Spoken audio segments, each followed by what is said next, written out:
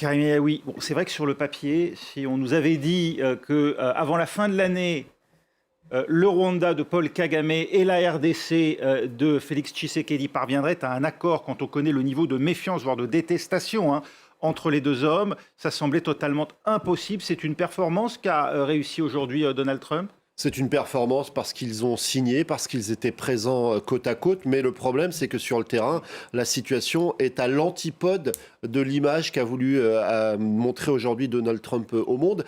Et d'ailleurs, vous l'avez souligné, le langage non-verbal traduisait à quel point les deux hommes n'avaient pas envie d'être côte à côte.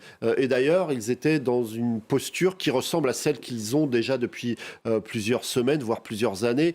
Ils se sont croisés à Bruxelles, ils ne se sont pas parlé. Récemment, on a entendu Paul Kagame expliquer que des accords, il y en avait eu d'innombrables et qu'à chaque fois, Kinshasa avait trahi sa parole. Même tonalité du côté de la République démocratique du Congo. Et lorsqu'on s'arrête sur les mots qui ont été utilisés par Paul Kagame, justement, il a encore une fois évoqué le nombre de médiations incalculables qui sont restées sans succès. On a presque l'impression qu'il veut nous faire comprendre que celle-là pourrait évidemment capoter. C'est un accord, il a dit, qui donne les moyens de marcher vers la paix, mais il ne parle pas véritablement d'accord de paix lorsqu'il s'exprime. Il évoque simplement des percées importantes. Et là, clairement, on a le sentiment que dans l'esprit de Paul Kagame, ce n'était pas un accord de paix qu'il était venu signer, mais finalement participer à une mise en scène voulue par Donald Trump. On reparlera du bénéfice que peut ou qu'entend en tirer Donald Trump, des ressorts aussi dont il dispose pour faire venir effectivement tous ces chefs d'État dans ces différentes signatures d'accords. On se souvient, il n'y a pas si longtemps, en Égypte aussi, à Sharm el-Sheikh, où s'était joué l'accord de cessez-le-feu à Gaza. Concernant cette guerre-là, en République démocratique du Congo, c'est une guerre par procuration. Le M23, la rébellion très active dans l'est de la RDC et qui a pris plusieurs grandes villes au nord Kivu et maintenant au sud, n'a jamais reconnu officiellement ses liens avec le Rwanda de Paul Kagame, qui peut dès lors lui-même bien signer un accord avec Félix Tshisekedi. Pour autant, Richard Verly, qui peut garantir que Paul Kagame parviendra à faire respecter cette signature? Alors, ce qu'on a compris quand on regarde la chorégraphie de la cérémonie, c'est qu'il y a une sorte de comité de surveillance de ces accords de paix, puisqu'on a vu défiler un certain nombre de présidents, le président de l'Angola, si je ne me trompe pas, celui du Kenya, il y avait aussi, bien évidemment, le secrétaire général de l'Union africaine, il y avait des représentants du Qatar et des Émirats arabes unis. Je pense que c'est ça l'idée, c'est-à-dire que c'est une action collective et Donald Trump espère que ce mécanisme fonctionnera. Mais franchement, est-ce que Donald Trump se soucie de ce qui va se passer sur le terrain? Ce qu'il veut, à mon sens, c'est que le conflit reste en très basse intensité. Il y aura sûrement des accrochages qui vont continuer, que ça ne fasse pas la une des journaux et qu'il puisse prétendre qu'il a réglé le conflit. Et surtout, qu'il puisse prétendre aux ressources naturelles qui l'intéressent dans cette zone. Il ne s'en est jamais caché, puisqu'il a signé un accord sur les terres rares avec la RD Congo, si je ne me trompe pas. Et d'ailleurs, il l'a dit, on va gagner beaucoup d'argent. Donc voilà, on a au fond un deal commercial. Si c'est compliqué, déguisé en accord de paix. Disons, on a un accord de paix formel qui doit avant tout, pour Donald Trump, rapporter des fruits commerciaux et tangibles sur le plan financier ou sur le plan des terres rares. Apporter la paix durable à ces populations, apporter une nouvelle gouvernance, à mon avis, ce n'est pas du tout le sujet de Donald Trump. Secondaire pour le président américain, dites-vous, Richard Verly. Direction Kinshasa, Aurélie Bazara-Kibangula est avec nous pour France 24 sur place. Voilà un an qu'on attendait cette rencontre entre Paul Kagame et Félix Tshisekedi. Effectivement, les deux présidents, Félix Tshisekedi et Paul Kagame, assis à la même table, côte à côte. L'accord de paix brandi à bout de bras par chaque président, c'est une image symbolique, une image très attendue. Alors, les différents médiateurs du conflit avaient tenté de réunir les deux présidents à plusieurs reprises sans succès. On se souvient par exemple que l'un des médiateurs, le président angolais João Lourenço, avait tenté de réunir les deux chefs d'État il y a près d'un an, le 15 décembre dernier à Luanda. Mais au dernier moment, Paul Kagame n'avait pas fait le déplacement. Alors là, les deux chefs d'État l'ont d'ailleurs rappelé à Washington. Paul Kagame a affirmé lors de son discours que beaucoup de médiations ont été menées, mais aucune n'a jusque-là résolu le conflit. Félix Tshisekedi a affirmé que l'accord de Washington n'est pas seulement un autre accord, un accord de plus, mais qu'il représente un nouveau tournant, un tournant vers la paix. Alors dans cet accord, la partie congolaise s'est engagée d'une part à neutraliser les FDLR, un groupe armé rwandais dont certains membres à l'origine ont participé au génocide des Tutsis au Rwanda. Et d'autre part, le Rwanda s'est engagé à lever ses mesures de défense, en clair, retirer ses troupes du sol congolais. Pas de précision encore sur la mise en application de cet accord. Selon les spécialistes, la mise en application de cet accord dépendra de la volonté politique des deux parties, car l'accord de paix de Washington ne comporte aucune contrainte. Un accord qui dépendra aussi de l'engagement continu des États-Unis à en pousser sa mise en œuvre sur le terrain. Le président Donald Trump a affirmé en répondant à une question d'une journaliste que des résultats seront visibles très vite sur le terrain, que les choses vont aller vite. Le président américain a d'ailleurs souligné à plusieurs reprises le courage de Félix Tshisekedi et Paul Kagame dans ces négociations. Mais Donald Trump le sait, son premier défi sera de rétablir la confiance entre les deux chefs d'État, qui ne se sont pas d'ailleurs serré la main à l'issue de la cérémonie. Oui, cet accord, il soulève beaucoup d'espoir en République démocratique du Congo, Aurélie. Alors oui, effectivement, cet accord qui a été entériné suscite beaucoup d'espoir, mais il faut être réaliste. Sur le terrain, les bombardements ont repris dans l'Est congolais. Plusieurs sources de la société civile nous signalent des bombardements à l'arme lourde dans des localités de la province du Sud Kivu, avec pour épicentre la localité de Kamanyola. Alors, ces affrontements opposent l'armée congolaise, appuyée par les groupes armés locaux, dits patriotes, et l'AFC M23, un groupe rebelle soutenu par le Rwanda, selon les Nations Unies. Alors, les deux parties, les forces armées congolaises et l'AFC M23, s'accusent mutuellement d'avoir violé le cessez-le-feu déjà décrété. Des cessez-le-feu, d'ailleurs, qui ont été décrétés à plusieurs reprises. Et c'est là aussi l'une des limites de cet accord de paix de Washington. Il ne mentionne pas l'AFC M23. Le groupe rebelle a d'ailleurs affirmé à plusieurs reprises ne pas être concerné par cet accord de Washington.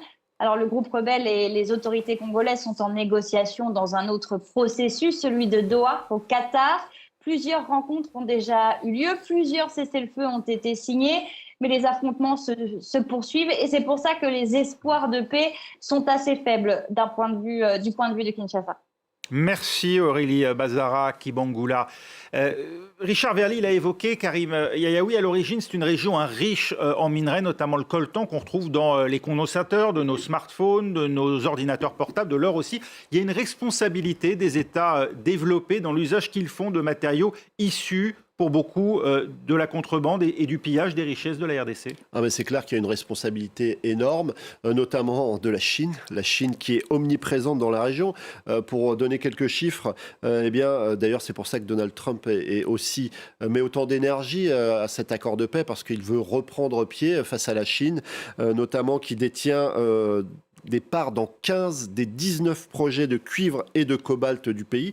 Elle contrôle 80% de la production de cobalt. Alors cette responsabilité, Donald Trump s'en moque un peu. Lui, il est prêt à tout pour refaire son retard en quelque sorte, parce qu'on parle beaucoup du cobalt, on parle beaucoup du coltan, mais il y a aussi d'autres minéraux. Richard évoquait cet accord qui a été signé en parallèle entre Donald Trump et la République démocratique du Congo, et pas moins d'une dizaine de minerais rares sont évoqués dans cet accord, notamment le beryllium, qui est stratégique pour l'industrie aérospatiale, des minerais un peu moins connus comme le niobium, qui est utilisé, lui, dans le secteur de la défense. Évidemment, le coltan, il était rare. Et l'autre aspect, c'est la volonté de mettre en place un certain nombre d'infrastructures. Et là aussi, ces infrastructures ne seront pas développées au hasard, puisque un des objectifs des Américains, c'est l'extension d'un corridor ferroviaire qui pourrait justement emmener tous ces minerais rares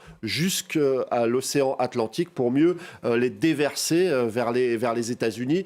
Et donc Donald Trump ne s'encombre aucunement de quelconque considération morale, écologique pour atteindre ses objectifs. Oui, Richard Verly, c'est cela aujourd'hui qui compte essentiellement pour les États-Unis. Et le plus étonnant, c'est qu'ils arrivent à convertir un certain nombre, un grand nombre, croissant en tout cas, de pays de la planète, à leurs propres intérêts. Mais ce qu'il faudrait idéalement, c'est essayer de regarder ce type de deal avec une objectivité que nous ne pouvons pas avoir ici sur France 24, pour une raison simple, c'est que nous, on voit ce qu'il y a derrière, on voit les non-dits, on voit les souffrances, on voit la guerre qui risque quand même de durer, on voit les populations qui vont quand même en payer le prix. Mais si on prend un peu de recul, le fait est que le commerce, c'est vrai que dans certaines situations, ça peut calmer des hostilités, mais ça peut aussi les nourrir. C'est-à-dire qu'au fond, le deal d'aujourd'hui va peut-être, laissons-lui une chance, permettre à cette zone de se pacifier parce que chacun va y trouver son compte, jusqu'au moment où un groupe ou l'autre va vouloir prendre le dessus, jusqu'au moment où la Chine, mécontente de ce qui se passe, va peut-être fourbir ses armes à travers un groupe armé ou l'autre, etc. Au fond, on revient vers quoi ? On revient vers ce qu'on a longtemps voulu dénoncer et arrêter, les guerres par procuration. Effectivement, quand vous avez des proxys, comme on dit sur place, eh bien vous pouvez éteindre le volume ou vous pouvez le rallumer en fonction de vos intérêts. Et cette théorie-là, c'est un peu celle de Donald Trump. Il a des proxys. Alors pour lui, le monde entier est fait de proxys qu'on allume ou qu'on éteint au gré des intérêts des États-Unis. Sur qui Donald Trump a-t-il effectué la plus grande pression lorsqu'on voit ces images ? Paul Kagame, on le sait, qui s'était beaucoup rapproché des États-Unis ces dernières années, est-il venu à contre-cœur à Washington ? Il est venu avec beaucoup de méfiance, une méfiance qu'il n'a cessé de répéter. Donald Trump leur a sans doute expliqué qu'aujourd'hui, il fallait être présent et afficher cette volonté de faire la paix. Les deux hommes savent pertinemment que cet engagement ne garantit en rien que ça soit suivi des faits. Et donc, Donald Trump, pour lui, le plus important, c'était de les avoir présents aujourd'hui et de porter haut ces documents qu'ils ont signés tous les deux. Et donc, la pression était réelle. On l'a senti. On a senti que les deux hommes n'avaient pas envie d'être là. On n'a pas vu un seul sourire pour un accord de paix. C'est tout de même très marquant. Et évidemment que la pression était sur leurs épaules. La pression aussi à travers la présence d'autres chefs d'État africains que Donald Trump a voulu présents comme une espèce de membres présents là pour mettre la pression, des témoins, mais en même temps des garants. Et d'ailleurs, le président du Burundi a souligné qu'un engagement à faire la paix n'était pas la paix. Et c'est une façon de remettre la pression sur les deux hommes, mais une pression qui, sans doute, les a peut-être laissés de marbre, parce qu'on sait que sur le terrain, rien n'a changé. Et jusqu'au moment où peut-être ils auront l'espoir de pouvoir tirer un certain nombre de marrons du feu, c'est-à-dire tirer un certain nombre d'avantages de ce qui a été promis par Donald Trump, eh bien, en attendant, les armes ne se tueront pas. Peut-être, il l'a évoqué, Richard, tout à l'heure, on aurait peut-être un conflit de plus basse intensité, mais il faudra beaucoup plus pour ramener la paix.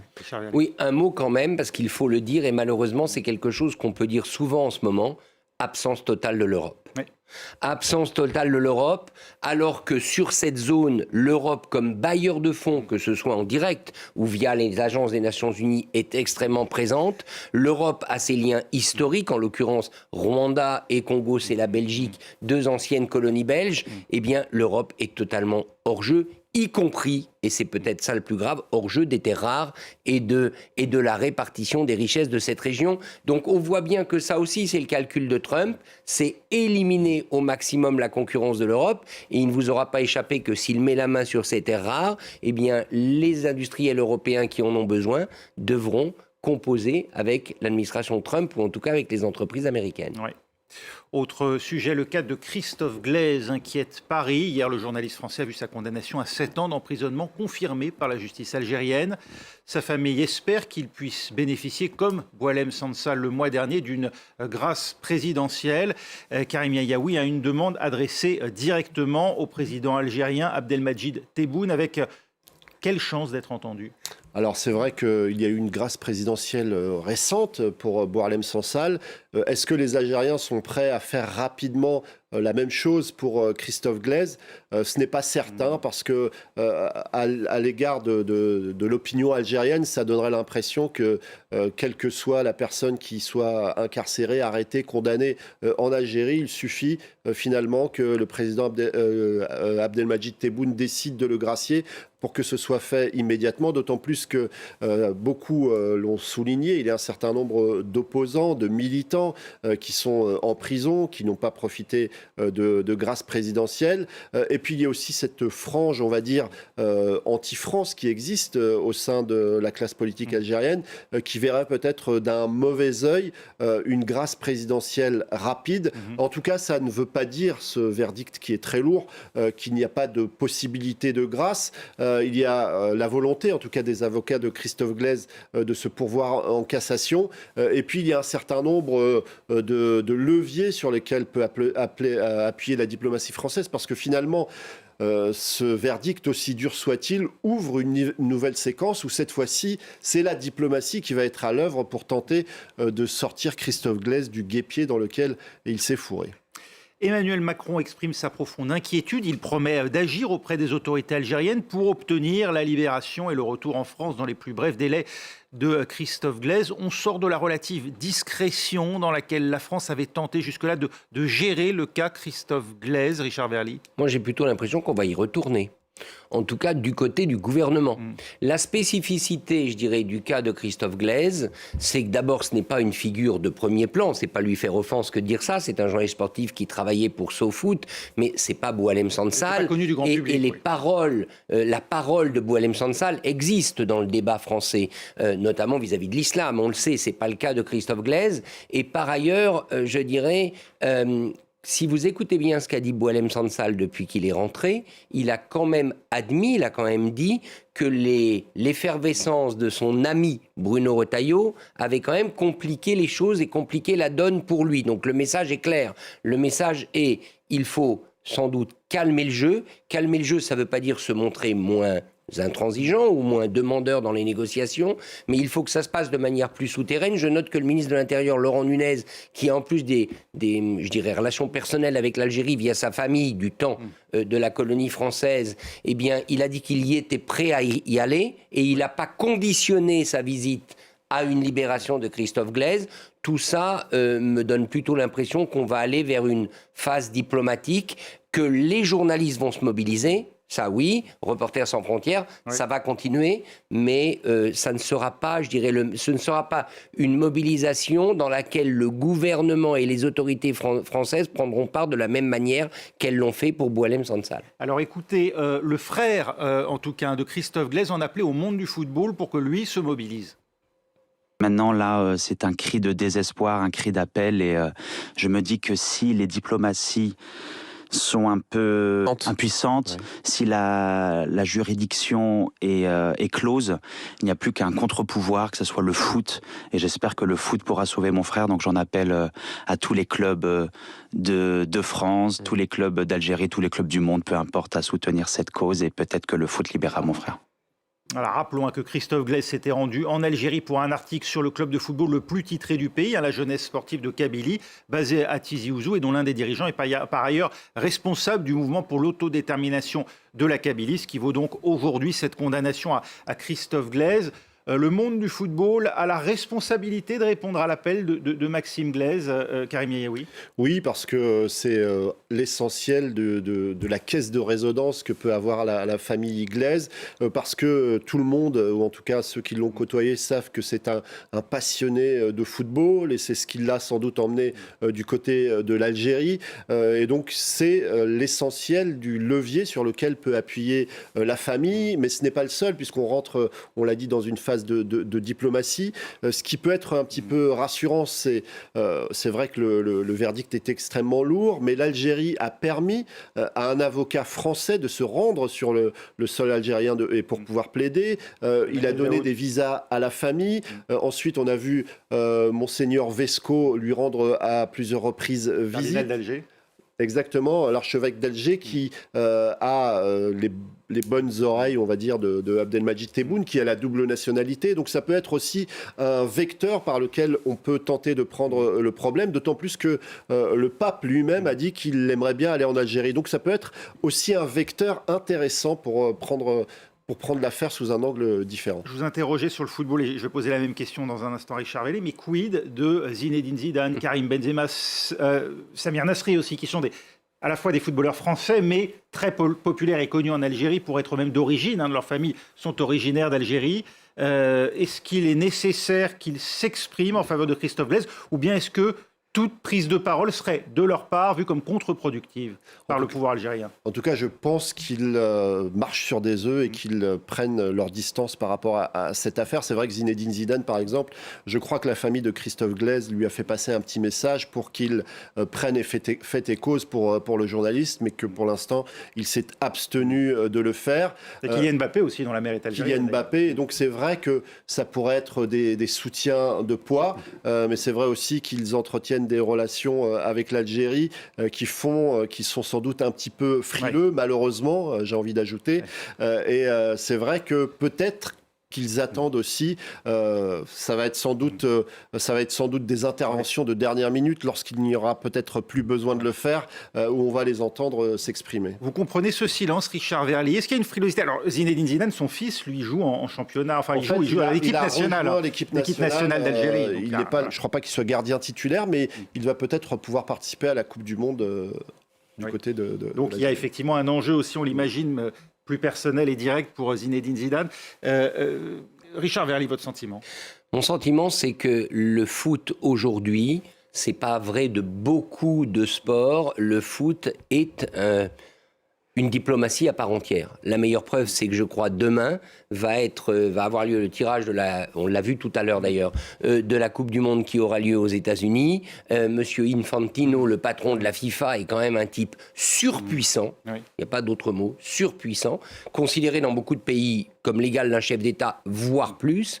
Et donc je pense que le monde du football, oui, doit faire quelque chose. Attention, je ne dis pas que le monde du football doit vociférer, doit crier. Faire quelque chose, ça peut aussi être quelque chose d'effectif, fait peut-être sous la table ou de manière suffisamment protocolaire ou suffisamment prudente pour ne pas faire perdre la face au pouvoir algérien. Mais il faut incontestablement que le monde du football se bouge, parce que derrière Christophe Glaise, il y a avant tout l'admiration pour un sport, il y a les journalistes sportifs, et c'est un peu facile. Vous savez, je vais faire un lien qui ne devrait sans doute pas être fait, mais je vais le faire quand même.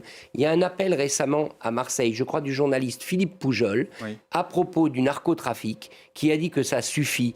Il faut arrêter de glorifier le foot et de glorifier tout ça, parce que les gens qui tournent autour de l'OM devraient aussi parler de ce qui se passe dans les quartiers. Je ne fais pas de lien, mais je pense qu'il y a un moment où la responsabilité sociale et politique du foot, compte tenu de tout ce qu'il charrie de soutien international et d'argent, elle est posée et il ne faut pas être lâche. Y compris de la part de joueurs qui ont des intérêts familiaux, je dirais directement en Algérie aujourd'hui, et donc peut-être à perdre. Encore une aussi. fois, moi je ne demande pas, d'abord je ne suis personne pour demander, mais je ne serais pas choqué que Zinedine Zidane et d'autres fassent une action qui ne soit pas publique, mais qu'ils la fassent.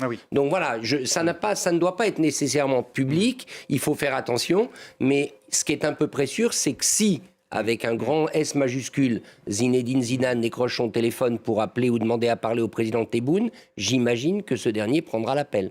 Alors c'est vrai qu'il n'y a pas forcément une tradition d'implication très importante de la part des footballeurs. C'est pas forcément ce qu'on entend le plus sur des questions. On voit le poids de la jeunesse en Algérie, on imagine que ça parle. Ça parle, mais c'est vrai que sur des questions politiques, et puis sans doute qu'il y a ce sentiment que c'est un terrain glissant, parce que nous on perçoit en France, en tout cas les médias présentent cette affaire comme une affaire de liberté d'expression, une affaire de pouvoir exercer son métier de journaliste, mais lorsqu'on regarde les médias algériens, c'est une affaire de sécurité intérieure liée à un groupe terroriste qui remet en cause les frontières de l'Algérie en voulant être indépendant. Donc sans doute que les joueurs de football, mais aussi leur entourage, leurs conseillers, leurs agents, leur conseillent plutôt de ne pas prendre la parole. Merci beaucoup Richard Verlier, Karim Yayaoui. On va plus loin, c'est terminé. Retour dans un instant dans l'essentiel. Nous serons avec la mère de Christophe Glaise qui nous livrera son témoignage en direct.